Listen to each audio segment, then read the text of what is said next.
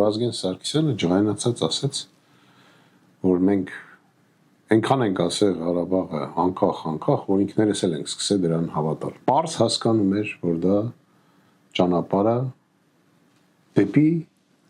Ղարաբաղի ադրբեջանացմանը։ Դրա համար էլ երևի թե եղավ են ինչ որ եղավ։ Փաստացի կարանք ասենք, որ մենք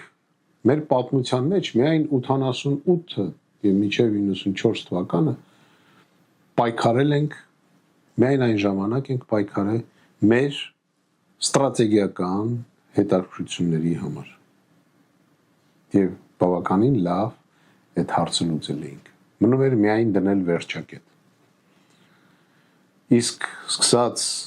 94-ից կամ 95-ից, երբ որ առաջացավ Ղարաբաղի անկախության հարցը, մենք կատարել ենք այլ երկրների ծրագիր։